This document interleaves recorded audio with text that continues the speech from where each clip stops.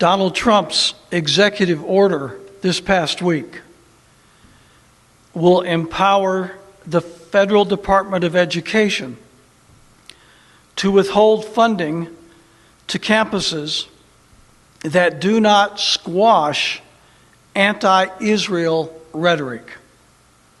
In other words, it is now official government policy to deny college students and faculty members their natural and constitutional right to criticize, especially and primarily if they criticize any and all things Israel.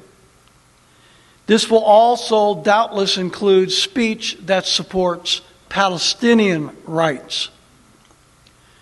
Trump also declared that the religion of Judaism is a nationality or ethnicity and is beyond criticism. Can you imagine the outcry if he had declared Christianity to be a nationality? Plus, by issuing this executive order, Donald Trump has made every Christian and non-Jew in the United States a second-class citizen. But don't expect Robert Jeffress and his gaggle of Christian Zionists to figure that out. I have said repeatedly that Donald Trump is America's first Zionist president, and Trump's actions continue to prove that statement right. Trump's latest attack against the Constitution, specifically the First Amendment, is just his latest sellout to Israel. I'll say it straight out. Donald Trump is not trying to make America great. He's trying to make Israel great. By the way, I'm glad to see the rabid Jewish Zionist Mark Levin agree with me.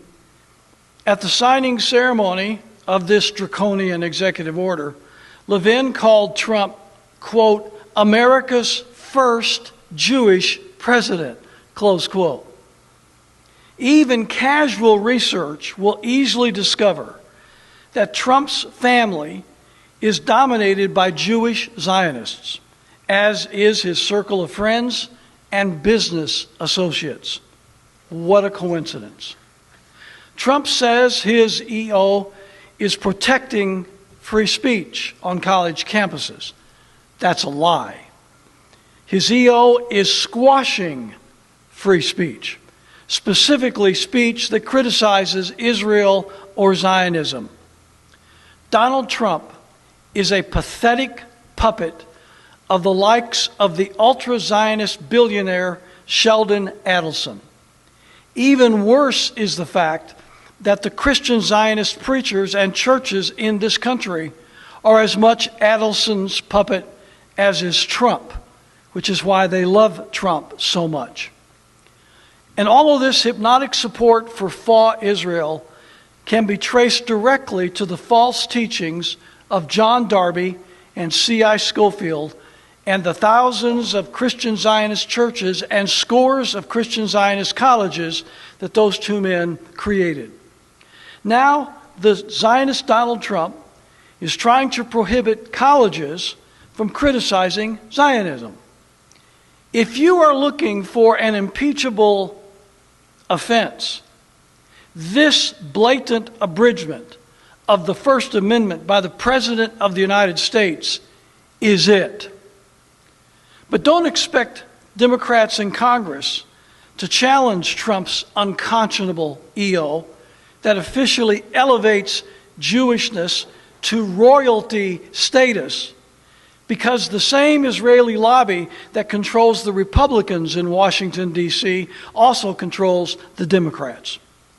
Trump's EO will deny funding for colleges and universities unless they prohibit the right of faculty and students to exercise their First Amendment freedom of speech to criticize Israel. How long will it be before Donald Trump decides to criminalize anyone who criticizes Israel? Donald Trump is not only a Zionist hack, he is a wannabe tyrant. And this executive order proves it.